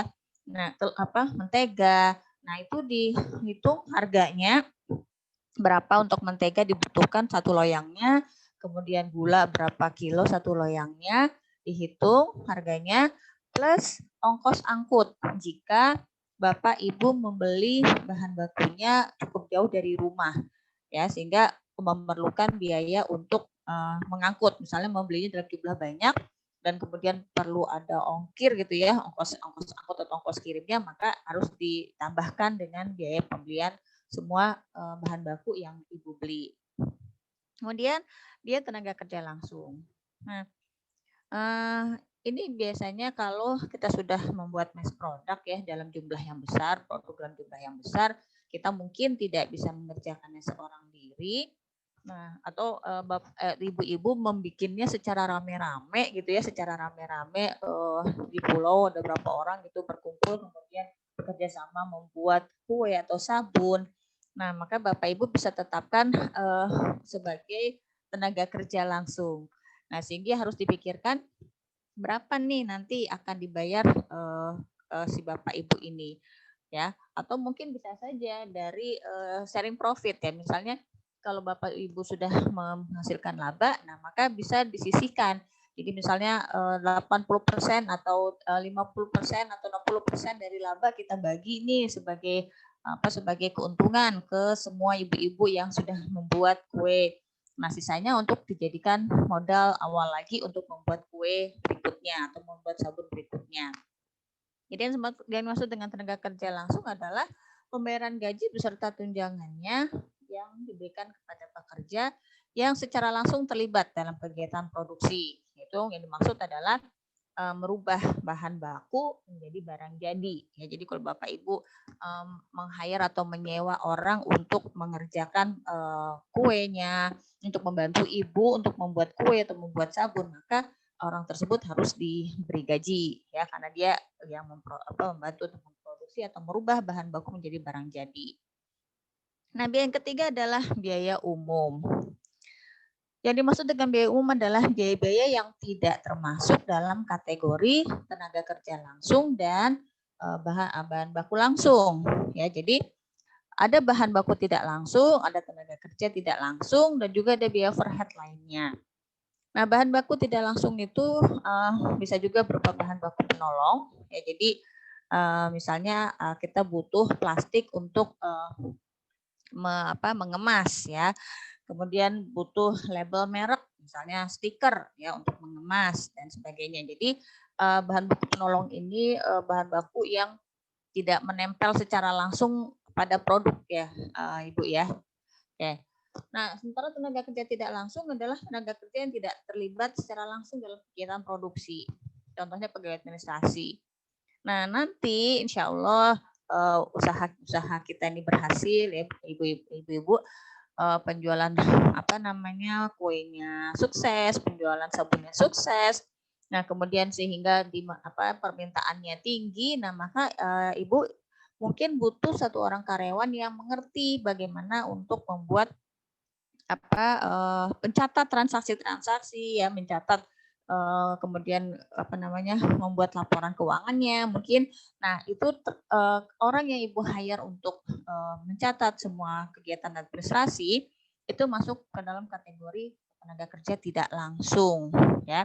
Jadi dia bukan tenaga kerja yang memproses bahan baku menjadi jadi produk jadi. Maka dia harus dimasukkan ke dalam biaya umum. Kemudian biaya overhead lainnya atau biaya umum lainnya adalah listrik. Nah, tadi kan Ibu bikin kue pakai oven, itu kan pakai listrik ya, jadi harus dihitung.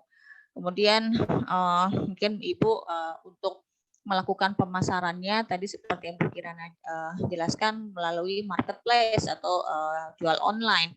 Nah, itu kan perlu internet ya, kuota gitu ya. Nah, ini dimasukkan ke dalam biaya overhead lainnya. Oke, nah sehingga dari ketiga komponen tersebut kita bisa langsung menghitung besarnya harga pokok sabun, gitu ya, harga pokok kue 1 loyang. Maka harga pokok produksi itu adalah penjumlahan dari biaya bahan baku langsung ditambah biaya tenaga kerja langsung dan ditambah biaya umum. Nah, kalau kita ingin tahu misalnya 1 loyangnya harganya 100.000 misalnya, harga pokoknya 100.000 untuk membuat satu loyang kue butuh 100.000. Nah, sementara Ibu Bapak menjualnya mungkin dalam bentuk slice atau potongan. Nah, dalam 1 loyang itu misalnya dapat 10 slice atau 10 potong. Nah, sehingga berapa ya saya harga pokoknya dari 1 potong kue itu bisa cara dibagi ya Ibu. Jadi harga pokok produksi untuk bikin 1 loyang itu adalah 100.000. Nah, dibagi 10. Nah, itu adalah sehingga harga pagar pokoknya per slice-nya adalah tadi 100.000 dibagi 10 jadi 1.000 gitu ya. 10.000 ya. Nah, bagaimana untuk menentukan harga jualnya? Tinggal Bapak Ibu tambahkan dengan margin labanya. Misalnya Ibu mau margin labanya 10% dari harga pokok, ya ditambahkan 10% dari harga pokok. Misalnya saya mau 1 potong kuenya itu mau dapat profitnya 500, ya ditambahin 500. Maka itu akan menjadi harga jual. Oke. Nah, ini kira-kira bentuk dari perhitungan harga pokok produksi kita. Ya, jadi kalau Bapak Ibu ingin bikin kue, nah maka bahan baku langsungnya terdiri dari biaya pembelian semua bahan baku yang dibutuhkan, telur, mentega, kemudian gula, ya, kemudian rumput lautnya. Mungkin rumput laut nggak beli kali ya Bu ya, kalau Ibu bertani sendiri barangkali ya.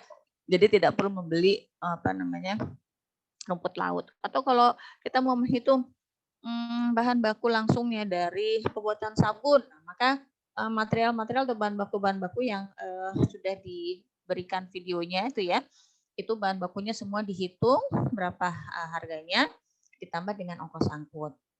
Nah, ini akan menjadi biaya bahan baku langsung. Kemudian ditambah dengan tenaga kerja langsung jika memang Ibu meng-hire atau menyewa tenaga kerja untuk mengerjakan produk Ibu. Kemudian di sini adalah yang ditambah ya, ditambah lagi dengan terakhir ini adalah biaya overhead atau biaya umum. Nah, terdiri dari tadi tenaga kerja tidak langsung, misalnya tenaga administrasi ya atau tenaga kerja akuntingnya.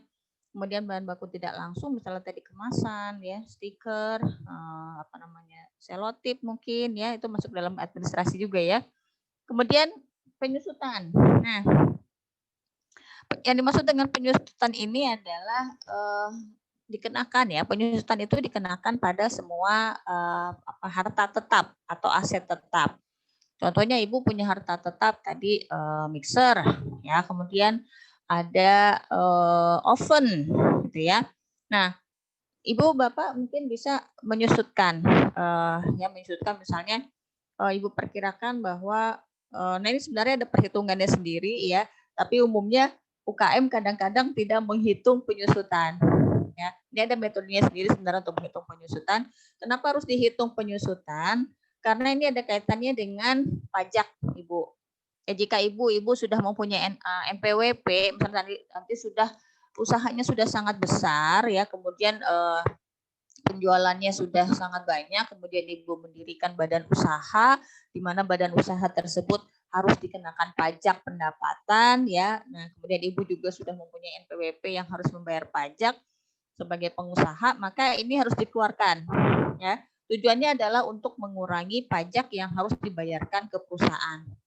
Nah, jika Bapak Ibu belum harus membayar pajak pendapatan dari usahanya, mungkin baru usaha kecil atau mungkin Bapak Ibu belum mempunyai NPWP, ini mungkin bisa kita sisihkan dulu ya, artinya tidak perlu dihitung. Oke. Kemudian ada pemeliharaan. Yang dimaksud dengan pemeliharaan ini semua pemeliharaan aset ya Bu, termasuk di dalamnya adalah tadi misalnya ovennya rusak, kemudian perlu diperbaiki. Nah, maka ada biaya pemeliharaan oven. Mixernya rusak, harus dipelihara, harus diperbaiki, ya direparasi, maka ada biaya pemeliharaan di sini.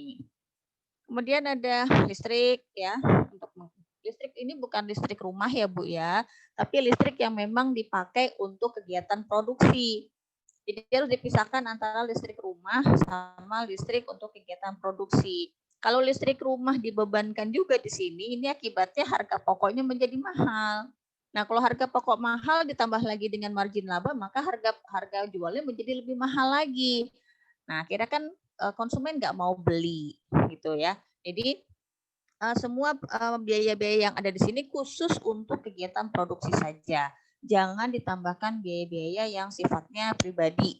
Ya, jadi penggunaan air pump pribadi dimasukin juga ke sini. Listrik rumah dimasukkan juga di sini. Ya, jadi benar-benar internet juga.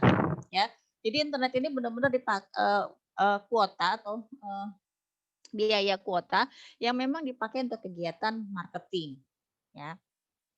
Kemudian, nah, saya rasa untuk perhitungan harga pokok cukup sampai sini. Nanti kita akan lakukan tanya jawab setelah materi dari laporan laba rugi yang Ibu Reni sampaikan. Silakan, Aca.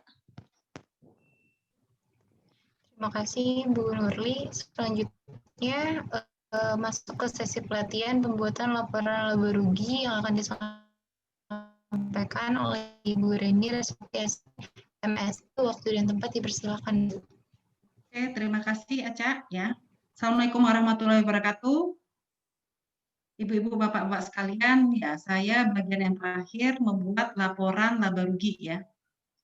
Oke, laporan laba rugi itu pertanyaan bagi bapak-bapak ibu ya. Namanya kita usaha itu pastilah tujuan kita mencarikan keuntungan ya. Tapi kadang-kadang usaha kecil dan menengah tuh nggak tahu apakah dia berlaba atau rugi ya. Kapan sih dia dikatakan laba, kapan dikatakan rugi. Oke, silakan. Nah, laporan laba rugi itu apa sih ya? Laporan yang menyandingkan antara pendapatan dan semua biaya yang dikeluarkan untuk periode tertentu ya. Gunanya apa kita membuat laporan laba rugi? Kita ingin tahu dulu apakah kita tuh rugi atau usaha kita tuh rugi atau enggak sih. Kemudian bisa juga laporan laba rugi itu digunakan untuk laporan pajak. Bila ibu nanti, bapak atau ibu nanti punya usaha sendiri, pasti adalah laporannya untuk pajak. Salah satu laporan yang dibutuhkan itu adalah laporan laba rugi. Yang ketiga, siapa yang butuh laporan laba rugi ini? Kalau bapak dan ibu ingin menambah modal, pemilik modal bisa pihak bank, ya kan sekarang lagi banyak tuh kredit usaha kecil dan menengah ya, yang didanai oleh bank-bank ya. Jadi kalau bapak ibu bikin usaha, ya salah satu syarat untuk dapat kredit itu kan ada laporan laba rugi. Ya. Oke, sekarang kita masuk ke laporan laba rugi itu seperti apa sih? Silakan Bu. Ya. Laporan laba rugi itu formatnya seperti ini ya. Nah, pertama, bagian atas. Bagian atas itu kepala. Kepalanya itu terdiri dari apa? Yang pertama, bentuk badan usahanya apa? Misalnya kalau di contoh sini, ini PT CDE, terserah. Kalau ibu nama usaha ibu itu apa ya silahkan. Ya, misalnya bolu rumput laut Pulau Tidung misalnya. Kemudian apalagi selain nama perusahaan, apalagi ada judulnya. Karena kita membuat laporan laba rugi, berarti di judulnya itu ada namanya laporan laba rugi. Yang ketiga di kepala itu yang harus ada apa? Periodenya kapan ya? Misalnya ada laporan laba rugi itu yang bulanan. Kalau di sini saya kasih contoh untuk bulanan, laporan laba rugi PT CDE untuk bulan yang berakhir pada bulan Oktober misalnya. Atau ada laporan laba rugi per tahun. Jadi judulnya PT CDE laporan laba rugi untuk tahun 2019 misalnya seperti itu. Oke. Sekarang kita kepala sudah, sekarang kita masuk ke badan. Badan dari laporan laba rugi itu apa saja? Sebenarnya ada dua. Yang pertama bagian penjualan. Penjualan itu apa sih isinya?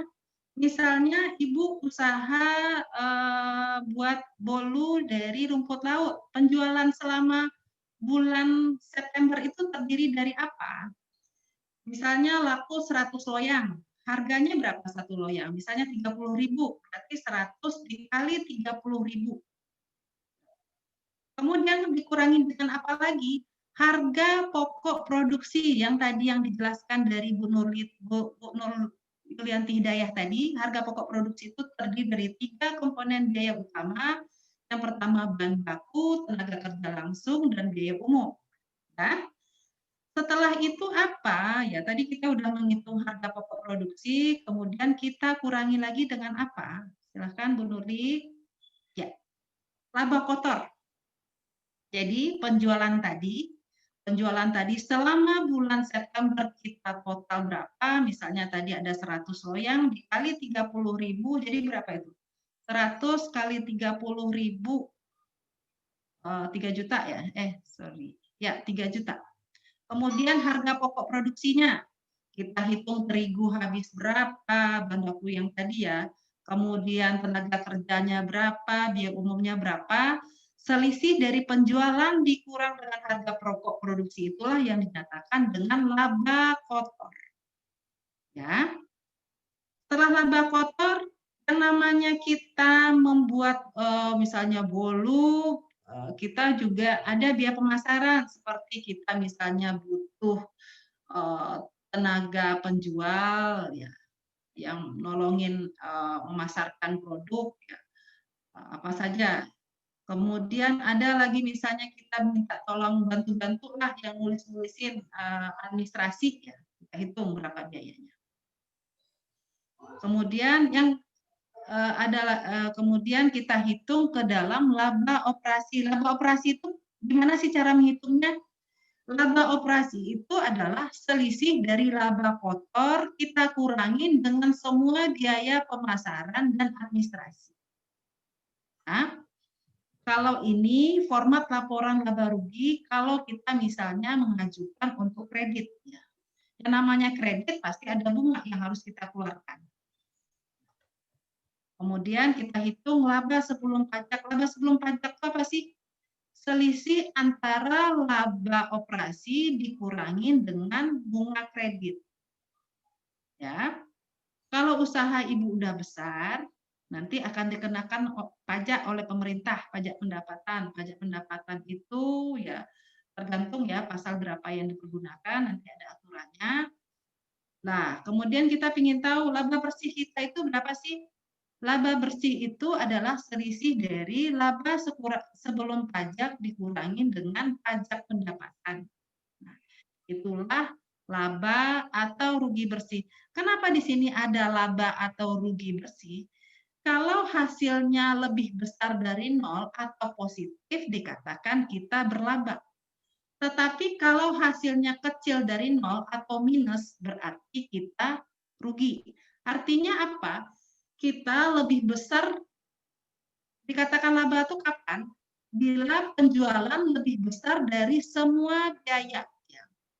Dan sebaliknya, kita dikatakan rugi itu kapan? Ya, seperti pepatah, lebih besar pasak dibandingkan tiang. Lebih besar biaya atau pengeluaran kita dibandingkan dengan penjualan atau pendapatan kita. Ya, silahkan Bapak Ibu ya. Terima kasih atas waktunya ya. Kalau misalnya ada yang mau bertanya ya saya juga maklum Bapak Ibu mendengar istilah ini masih banyak yang bingung ya. Silahkan bertanya. Kita kasih waktu untuk 3 sesi ini, 3 pertanyaan terlebih dahulu. Silahkan Aca yang mandu ya. Silahkan Aca, kita tampung 3 pertanyaan terlebih dahulu. Silahkan. Selanjutnya adalah sesi tanya jawab. Kita buka 3 pertanyaan. Dimulai dari sekarang. Mungkin Ibu dan Bapak ada yang bertanya. Masuk ini tuh.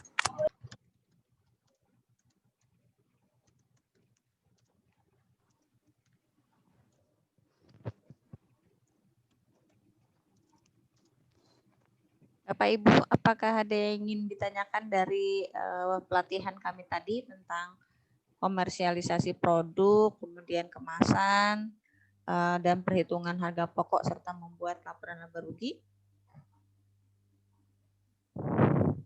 Halo. Halo Bu. Ya, Bapak. Mewakili dulu Bu, mewakili yang lain. Baik Pak. Terima kasih Bu atas kesempatan ini. Yang pertama, yang untuk Ibu yang untuk desain kemasan. Tadi kalau saya lihat ada di desain kemasan mengenai pencantuman ini Bu ya. Komponen desain kemasan atau laba. Oh iya, komposisi ya Pak. Ya, di komposisi sini kan ada 5 kalau nggak salah Bu ya. Ya. Ada merek, brand, nama produk, deskripsi, spesifikasi produk, foto atau ilustrasi produk, dan produsen. Nah, iya betul Pak. Kenapa di kita, terutama kalau makanan Bu ya, kenapa tidak dimasukin untuk di sini untuk masa kedaluarsa? Kan itu sangat penting kalau makanan Bu. Kenapa hanya 5 komponen ini?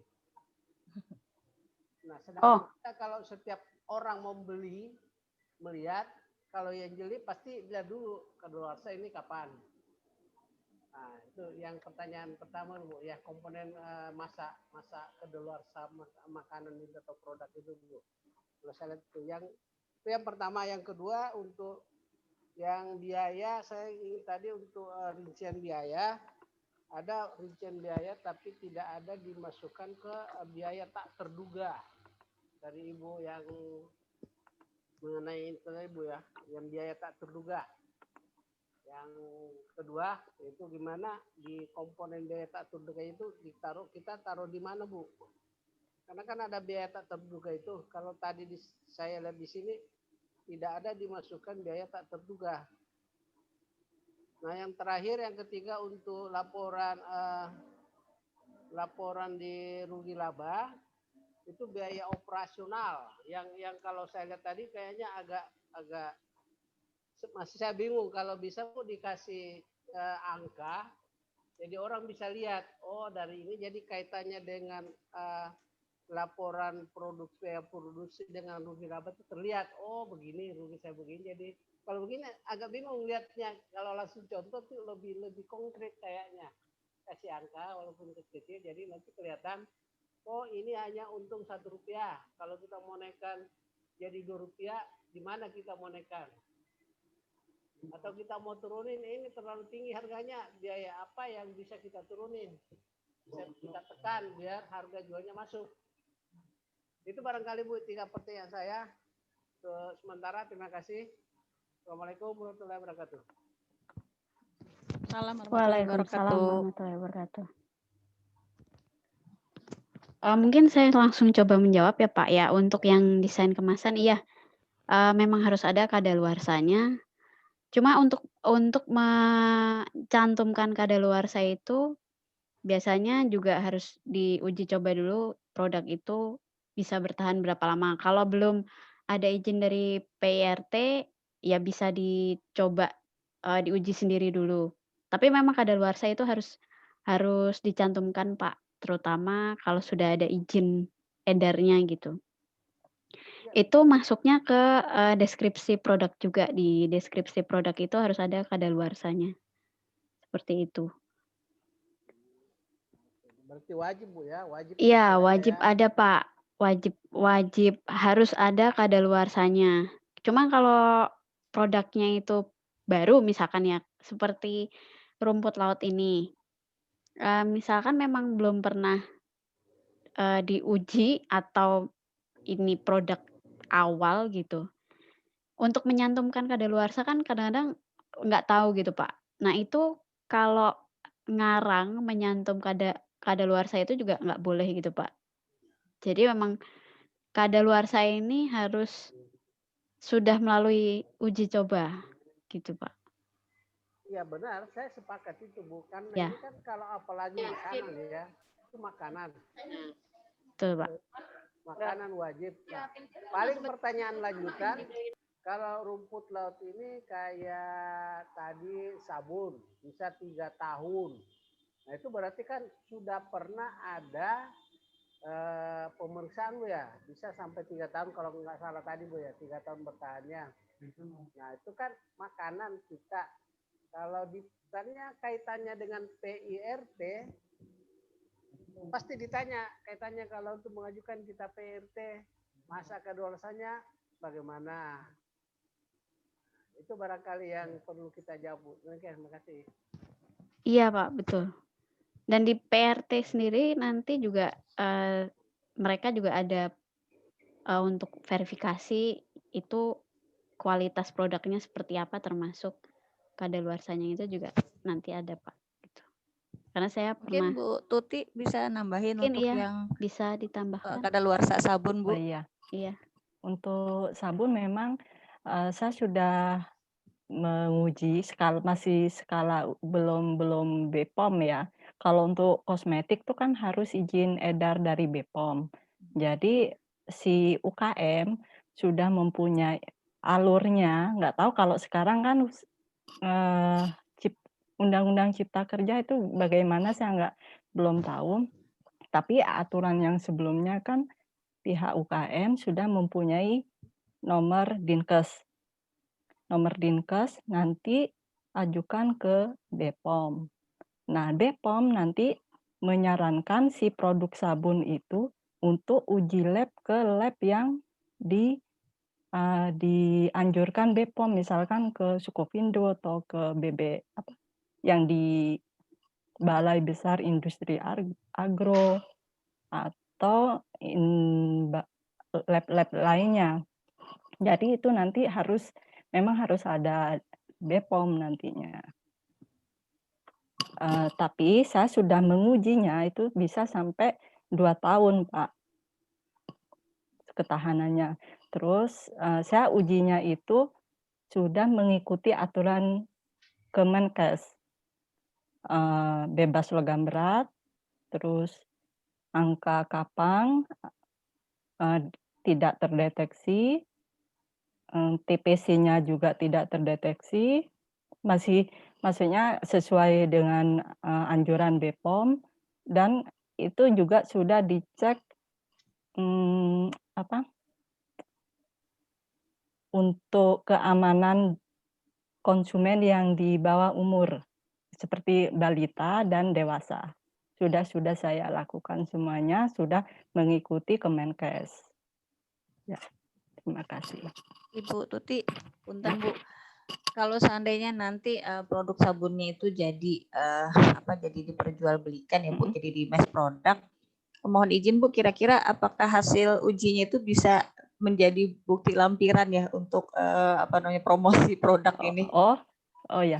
Kalau itu biasanya BPOM harus dari sampel si penjual. Tidak bisa langsung dari ngambil dari misalkan harus dilampirkan, tidak Bu.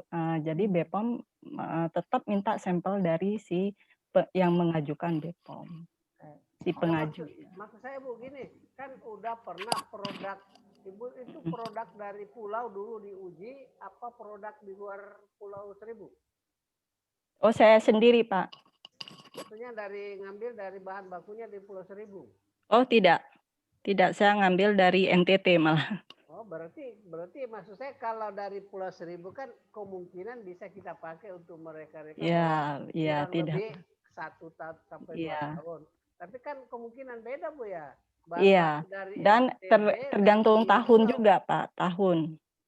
Iya, maksud saya tergantung dari bahan bakunya kemungkinan beda. Di sana dan di Pulau Seribu, jadi agak susah kita bisa mereka bahwa kurang lebih 2 tahun Bu ya harus kita. Tapi pada Maksudnya kalau bisa kita pakai ring waktu kira-kira begini 1 sampai taruhlah 1 tahun lah paling ini. Iya. Gitu. Karena metode sih sebenarnya sama aja Pak. Kalau metodenya sama, insya Allah tidak jauh beda. Cuman kan nanti pihak BPOM itu nanti mintanya produk dari yang si pengaju. Ya, maksudnya siapa tahu nanti ibu-ibu tadi yang kita latih bisa membuat sabunnya kan masuk ke homestay. Iya. Untuk mengatasi masa kadaluarsa itu, apakah boleh menggantungkan perkiraan limit waktunya itu antara 1 atau 1,5 tahun? 2 tahun. Maksimal lah taruhlah 1,5 tahun kita ngambil itu. Apakah boleh gitu? Sebenarnya kalau untuk kalangan sendiri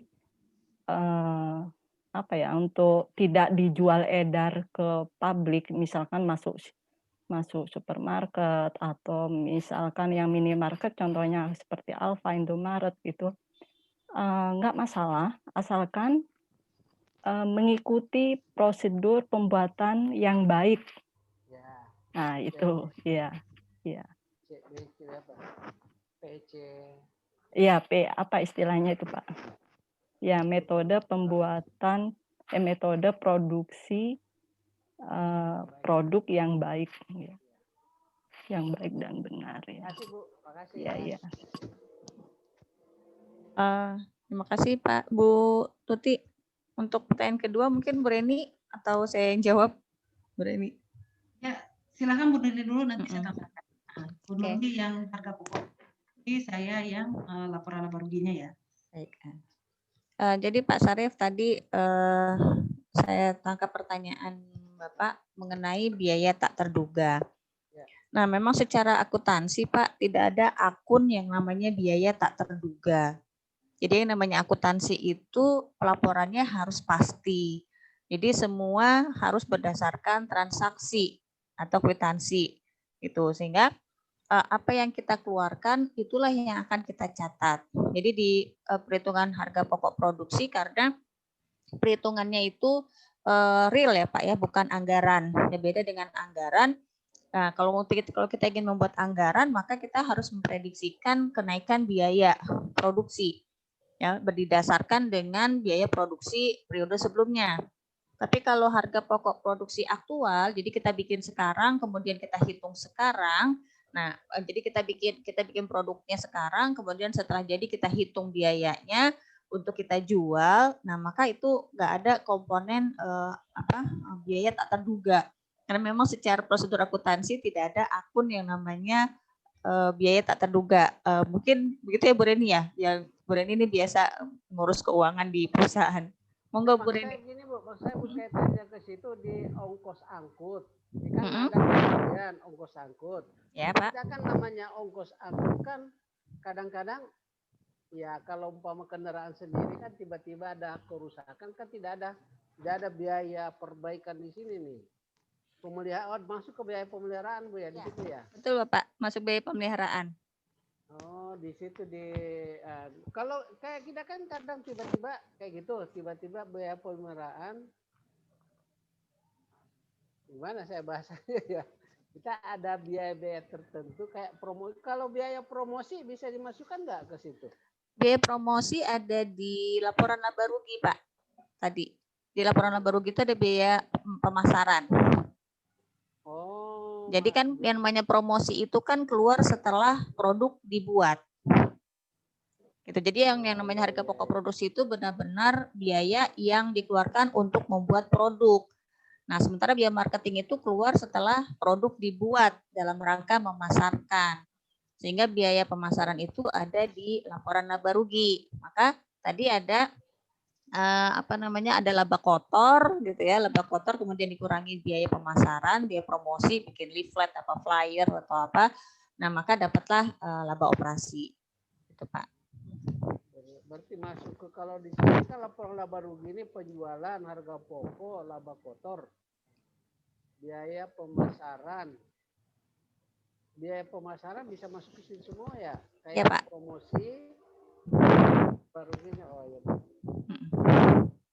Enggak, maksudnya kalau bisa Bu tadi dicontohkan angka-angka jadi bisa. Angka ya Pak ya? Ya, jadi saya harga gini jadi orang lebih cenderung paham kali Bu, tepat.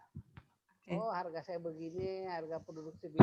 Oh, baru untung Rp1 yang mau naikkan, mau untung Rp2 masuk di komponen mana kita bisa naikkan.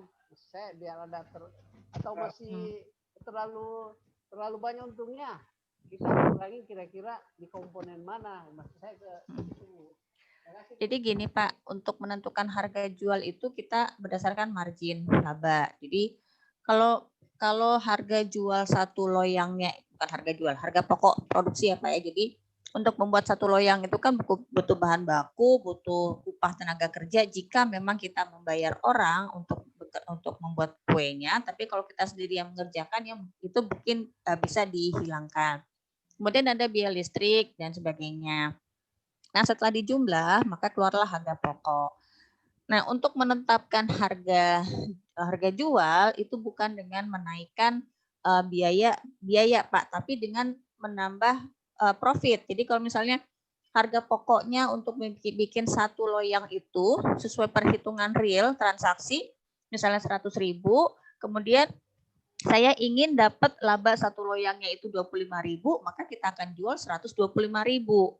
Jadi bukan dengan menaikkan biaya produksi, tapi dengan menambah harga pokok ditambah dengan profit margin. Nah, jika kita untuk menetapkan harga margin pun juga harus melihat dari kondisi pasar. Barangkali sudah ada yang menjual produk yang sama. Nah, sehingga kita harus menetapkan marginnya jangan terlalu besar gitu. Jadi sehingga harga jualnya bisa bersaing dengan kompetitor. Nah, jika kita ingin mengurangi biaya produksi untuk menaikkan laba, jadi kita nggak mungkin menjual produk dengan menaikkan laba dengan cara menaikkan harga jual, itu nggak mungkin Pak, karena nanti konsumen akan lari. Nah, sehingga biaya produksi harus dikurangin. Barangkali ongkos angkutnya yang selama ini pakai kurir ya kita sendirilah yang ngambil. Nah, kemudian penggunaan listrik tadi Pak, listrik kadang-kadang UMKM itu suka menggabungkan antara listrik rumah pribadinya dia itu pemakaian pribadi dengan listrik usahanya. Nah, ini yang bikin jadi biaya produksi jadi tinggi. Nah, sehingga benar-benar komponen biaya itu khusus untuk biaya produksi saja tanpa melibatkan biaya-biaya untuk penggunaan pribadi. Nah, penggunaan telepon tadi ya benar-benar harus dihemat khusus untuk biaya produksi saja. Jangan untuk YouTube-an atau Facebook-an untuk cuman hahihi, itu dimasukkan juga biayanya ke dalam laporan perhitungan biaya produksi. Nah, ini yang bikin biaya produksi jadinya mahal sementara harga jual kita nggak bisa naikin terlalu tinggi, akhirnya profit yang kita peroleh menjadi sedikit. Kira-kira seperti itu. Barangkali Bu Reni bisa nambahin, Bu. Ya, terima kasih Bu Nurdi. Ini Pak Sarip, kalau dalam laporan keuangan itu kita mengikuti standarnya ya Pak ya, ada PSAK ya. Jadi kita harus tahu biaya-biaya itu apa-apa saja ya. Misalnya biaya bahan baku itu terdiri apa aja. Biaya bahan baku langsung ada nama akunnya biaya bahan baku langsung. Biaya bahan baku langsung itu apa? Ada aturannya. Jadi kalau antara anggaran dengan laporan keuangan itu beda Pak. Kalau laporan keuangan itu ada PSAK-nya, ada standar akuntansinya. Oke, kalau di anggaran emang ada pos untuk biaya tak terduga. Tapi kalau kita membuat laporan keuangan, berarti kita yang ambil adalah data historis. Data historis itu apa? Data yang berlaku itu kejadiannya seperti apa? Ya, misalnya biaya tak terduganya dalam apa? Misalnya pengiriman misalnya di pulau.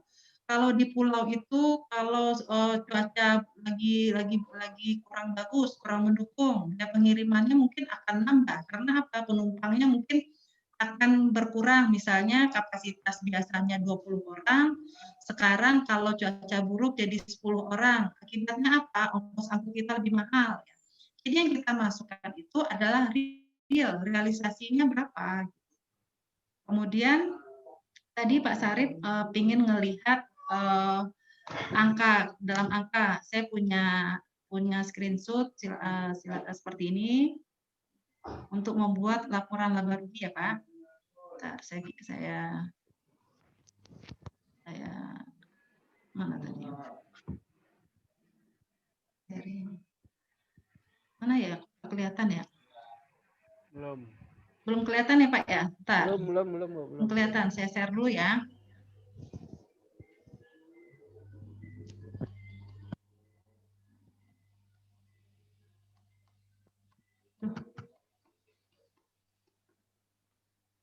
Lama kali.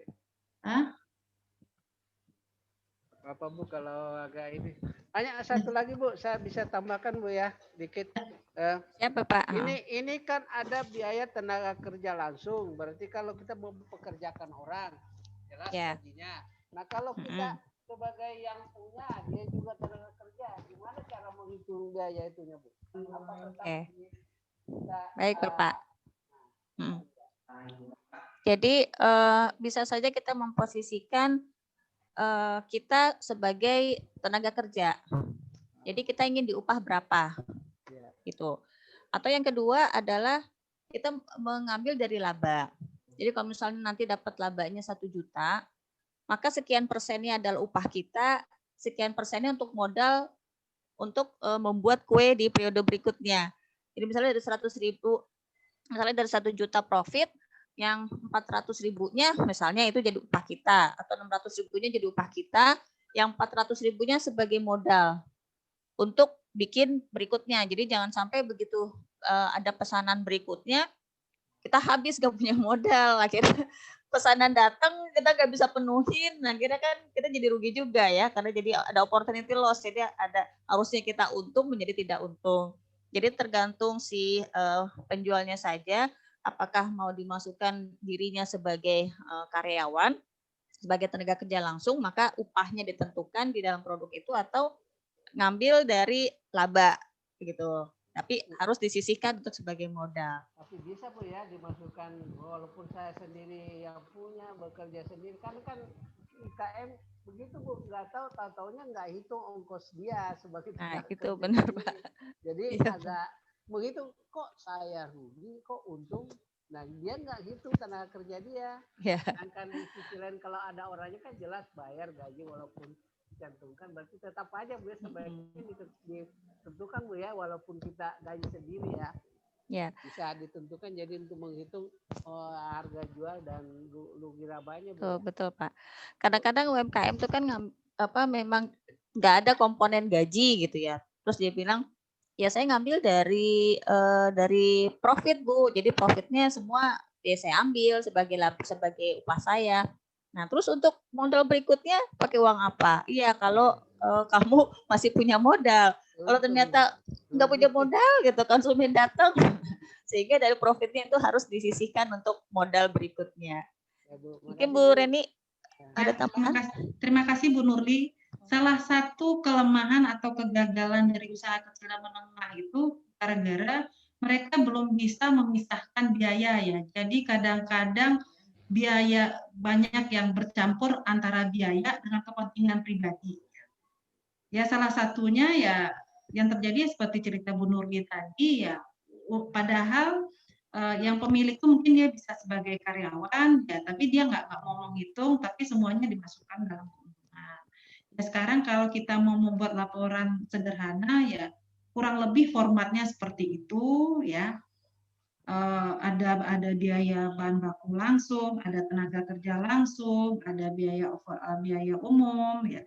Kalau yang langsung itu berarti ada hubungannya dengan proses membuat sebuah produk ya. Jadi dari bahan baku kemudian kita rubah menjadi produk setengah jadi, kemudian menjadi sebuah produk, itu masuk biaya langsung ya. Sedangkan di luar itu kita udah selesai membuat produk, tapi kita harus menjual, berarti itu masuk biaya penjualan dan administrasi umum ya. Jadi kelemahan dari UMKM itu masalah pembukuan memang seperti itu Pak ya. Mereka kurang tegas memisahkan akun-akun biaya ya, yang mana yang langsung, yang mana tidak langsung. Mereka beranggapan bahwa selisih dari yang bahan baku, kayak yang paling enak itu kan memisahkan bahan baku ya. Bahan baku kan jelas tuh, mereka nggak bisa memisahkan biaya umum, kadang-kadang listrik untuk rumah tadi seperti Bu Nurli ya, dimasukkan ke situ ya. Yang keluar hanya bahan baku doang ya, mereka merasa mereka untung padahal mereka rugi. Kadang-kadang kelemahannya itu karena kurang tegas dalam memisahkan biaya yang sesuai dengan standar akuntansi ya, PSAK. Ya. Reni, maaf untuk waktu sudah habis sesi tanya jawab. Bagaimana Pak Saripudin? Apakah sudah puas dengan jawaban kita? Ya, kita juga mohon maaf sebelumnya karena kita juga terbatas dengan waktu. Ya, saya juga memahami sekali. Mungkin ibu-ibu mungkin udah sejak pagi tadi, mungkin anaknya udah mikirin ke rumah ya, nanti di rumah gimana ya. Saya juga sebagai seorang ibu juga memahami. Kalau misalnya ada pertanyaan, ya kita juga membuka dengan muka lebar pertanyaan, tangan kita terbuka untuk bertanya. Yang mungkin saat ini ada yang masih mau bertanya, ya silahkan hubungin kita. Oke, saya balikin lagi ke moderator sesi selanjutnya. Terima kasih Bu Reni, Bu Nurli, dan Bu Kirana untuk sesi tanya jawabnya. Selanjutnya adalah penyerahan souvenir secara simbolis kepada peserta pelatihan oleh pendamping di masing-masing pulau, yaitu Pulau Tidung, Pulau Panggang, dan Pulau Kelapa.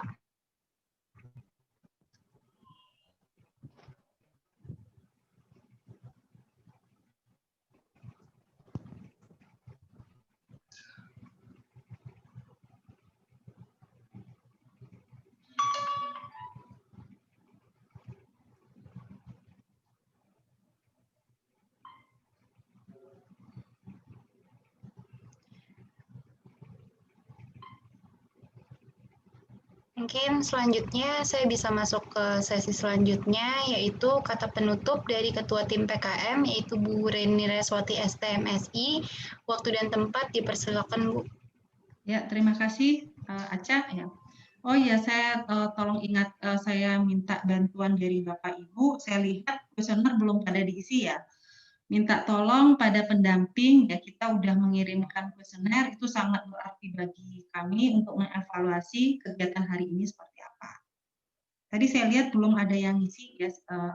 Saya mohon bantuan dari pendamping. Kalau misalnya ada peserta yang tidak mempunyai handphone sendiri, ya mungkin pendamping bisa menolong ya, menolong untuk mengisi ya.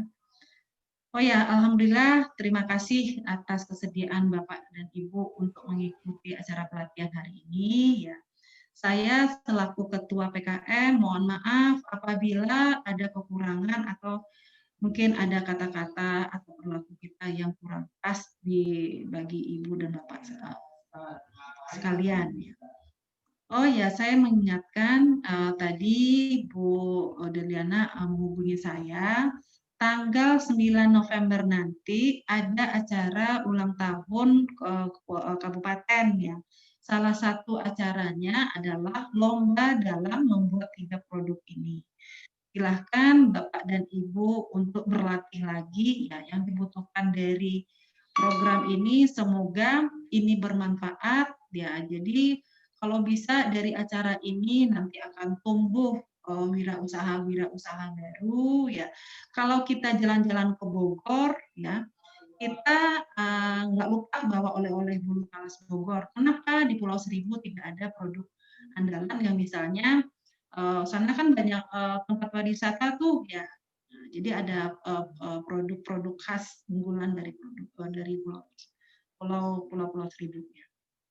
Wabillahi taufiq wal hidayah. Assalamualaikum warahmatullahi wabarakatuh. Tetap semangat. Semoga program ini bermanfaat ya. Kita tetap menjalin silaturahmi. Kita juga membuka diri kalau misalnya Bapak dan Ibu ada pertanyaan, salah dan kilaf, kami mintakan maaf ya. Wabillahi taufiq wal hidayah. Silahkan. Acara selanjutnya apa? Aca. Terima kasih Bu Reni. Acara selanjutnya adalah penutupan ya Ibu. Ya, oh ya. Terima kasih untuk Bu Reni atas kata penutupnya. Selanjutnya adalah acara penutupan dari saya MC sendiri. Bapak dan Ibu yang kami hormati, akhirnya sampailah kita ke penghujung acara pada siang hari ini. Dalam rangka praktik dan pelatihan PPK UKM Kabupaten Administrasi Kepulauan Seribu pada siang hari ini.